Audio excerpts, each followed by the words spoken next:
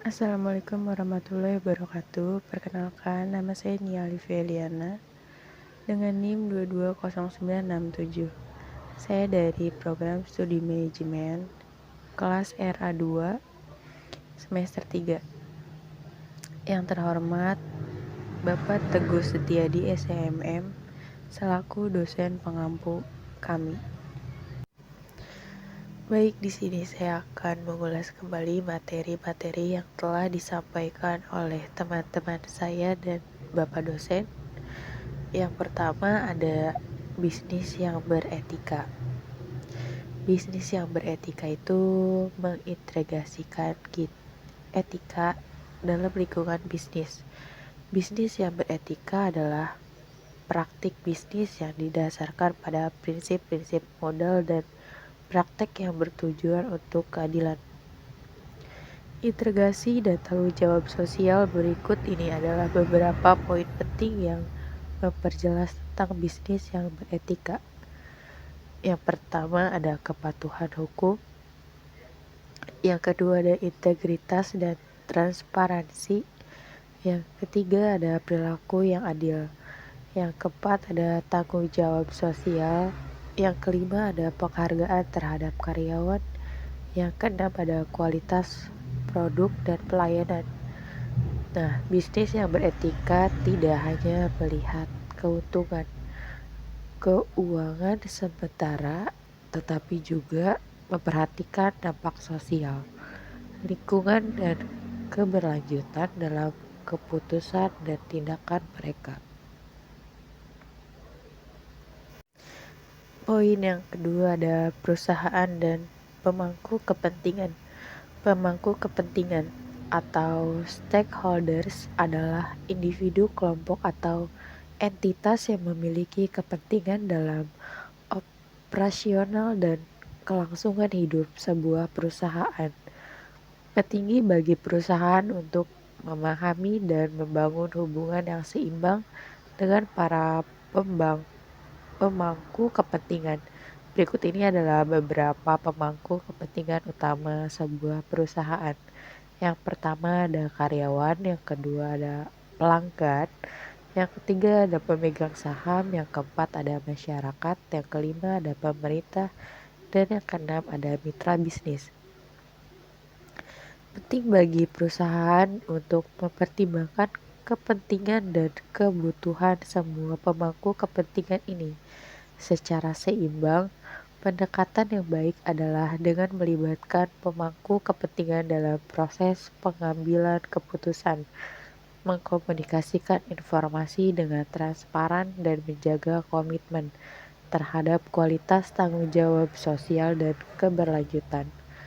Memahami dan membangun hubungan yang baik dengan pemangku kepentingan akan membantu perusahaan menciptakan nilai jangka panjang, meminimalkan resiko reputasi, dan mendapatkan dukungan yang lebih kuat dari semua pihak terkait dengan operasional dan kesuksesan bisnis. Yang selanjutnya ada globalisasi. Globalisasi adalah proses integrasi dan interkoneksi antara negara-negara, pasar, dan masyarakat di seluruh dunia yang melibatkan pertukaran barang, jasa, ide, dan budaya. Hal ini memiliki dampak yang signifikan dalam praktik bisnis dan mendorong perlunya mempertimbangkan etika bisnis dalam konteks global. Berikut ini adalah beberapa aspek terkait globalisasi dan etika bisnis. Yang pertama itu ada keragaman budaya, yang kedua hak asasi manusia, yang ketiga keadilan ekonomi, yang keempat lingkungan hidup, yang kelima korupsi dan transparansi, yang keenam ada tanggung jawab sosial.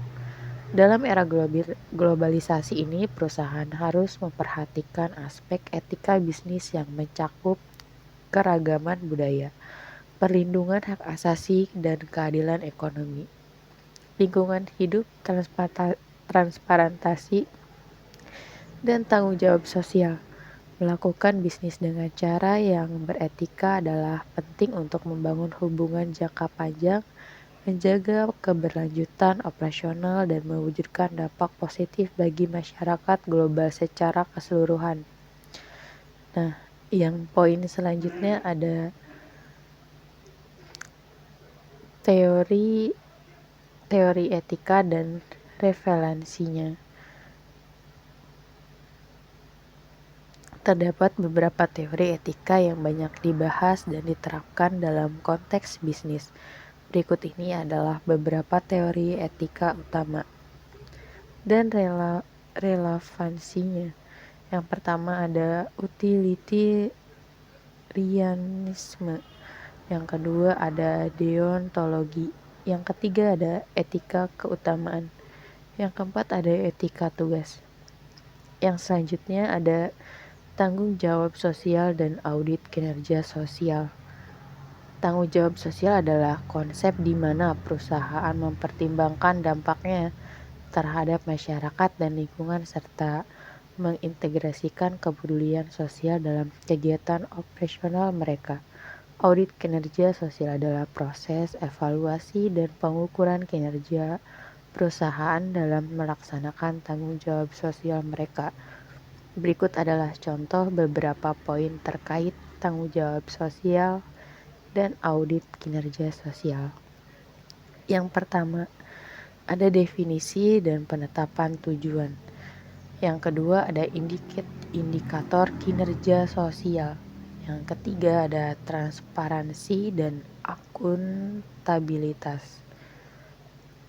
Nah, selanjutnya ada hak dan kewajiban pemilik usaha.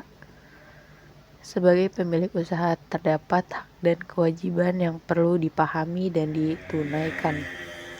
Berikut ini adalah beberapa hak dan kewajiban pemilik usaha. Yang pertama, hak milik. Yang kedua, hak mengambil keuntungan. Yang ketiga, hak mengambil keputusan. Yang keempat, hak mengendalikan perusahaan. Yang kelima, menjual atau mentransfer kepemilikan. Selanjutnya ada kewajiban pemilik usaha. Yang pertama ada kewajiban hukum, yang kedua ada kewajiban etika, yang ketiga ada kewajiban keuangan, yang keempat kewajiban menjaga kelangsungan usaha. Yang kelima ada kewajiban menjaga keberlanjutan.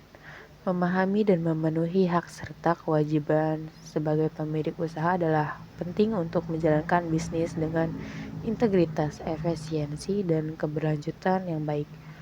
Hal ini juga membantu membangun hubungan yang baik dan karyawan, pelanggan, masyarakat, dan pemangku kepentingan lain dalam menjalankan bisnis yang sukses dan berkelanjutan. Sekian presentasi dari saya, kurang dan lebihnya saya minta maaf. Wassalamualaikum warahmatullahi wabarakatuh.